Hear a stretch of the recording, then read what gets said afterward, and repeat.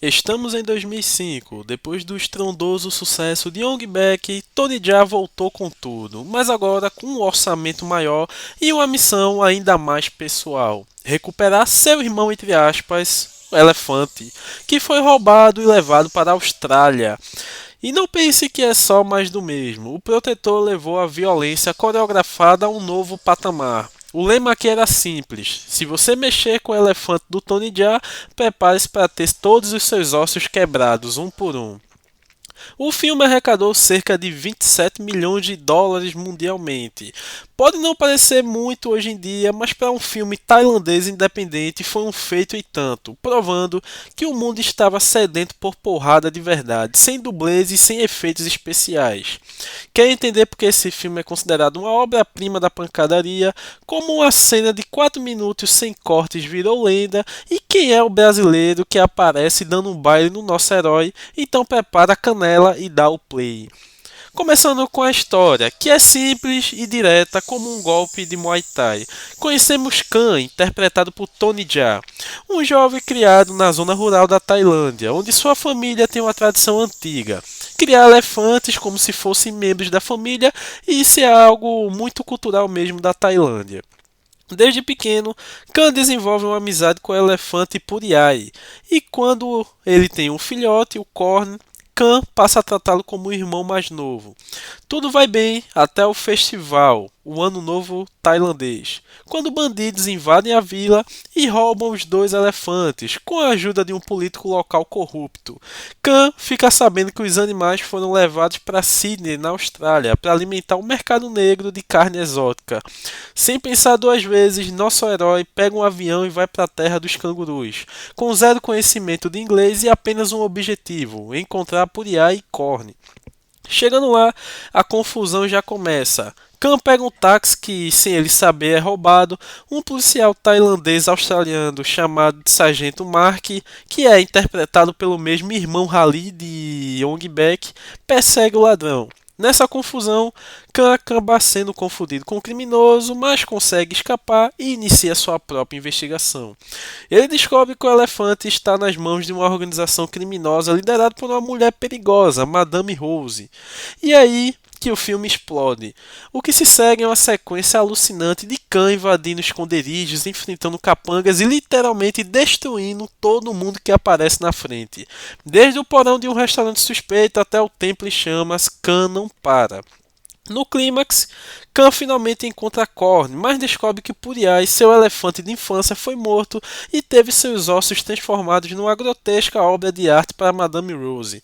É o estopim para a fúria final. Numa luta desenfreada, Khan usa até as presas do próprio elefante como armas para derrotar os capangas restantes e destruir o Império do Mal. Curiosidades: a cena do plano sequência é de 4 minutos. Essa é a joia da coroa do filme. Há uma cena em que Khan invade um restaurante e sobe do primeiro ao quarto andar lutando sem parar, num plano sequência de mais de 4 minutos sem cortes. É uma coreografia absurda com dezenas de capangas. E o desafio é que foram necessários um mês de preparação e 8 tomadas para acertar. Em uma das tentativas, a câmera ficou sem filme no último segundo. Em outra, quase jogaram um dublê sem o equipamento de segurança. O resultado: muitos fãs consideram essa uma das maiores cenas de ação da história do cinema. Curiosidade 2: um novo estilo de luta, Muay Kochasan. Tony Jaa não se contentou em repetir o Muay Thai de Ong Bak. Para este filme, ele e seu mentor Pana Hitkarai criaram um estilo novo, o Muay Kochasan, ou o boxe do elefante. A ideia era imitar os movimentos do elefante: passos pesados, movimento de tromba com os braços, pisões e investidas. Uma forma genial de conectar a luta à história e aos animais. O time de lutadores internacionais, o Protetor, é o tipo um Street Fighter dos filmes de luta. Khan enfrenta uma verdadeira seleção de lutadores de diferentes estilos. Na cena que o templo em chamas, ele começa lutando com o Latif Crowder, o capoeirista brasileiro que participa de uma luta espetacular dentro do templo em chamas, que para você tem cara conhecida é simplesmente o capoeirista de Tekken, meu amigo. Nate Jones, um gigante lutador australiano ex-WWE que aparece e ele fica tipo imune aos golpes de Khan. John Fu, um especialista em Wushu que luta com a espada. Johnny Tree Newgen, o dublê que fez o Homem-Aranha nos filmes de Sam Raimi, aquele mesmo com Tobey Maguire, que dessa vez está interpretando o vilão Johnny. Sem dublês, sem cuidado, assim como em Yogi Beck, Tony Jaa fez todas as suas cenas de risco pessoalmente. Na cena em que ele pula do alto de um prédio para dar um duplo golpe de joelho em Madame Rose, a filmagem foi real. Embora tenha usado fundo de tela azul, a queda foi de verdade, com Jaa e um dublê caindo em colchões. Apesar do perigo, Tony Jaa garantiu em entrevista que ninguém morreu e ninguém quebrou os ossos. Ninguém foi hospitalizado. Lesões musculares e pancadas, claro, foram muitas. Curiosidade número 5. Tivemos uma homenagem a Bruce Lee. Os fãs mais atentos com certeza notaram a cena clássica, que Khan pula e chuta uma lâmpada de um poste, fazendo o bandido correr de medo. E isso é uma homenagem direta a Bruce Lee no filme O Voo do Dragão, aquele que ele luta contra Chuck Norris. O título é uma sopa. O título original do Protetor é Tom Yum Goong. É o nome de uma famosa sopa tailandesa de camarão, que é ao mesmo tempo doce, azeda, picante e salgada.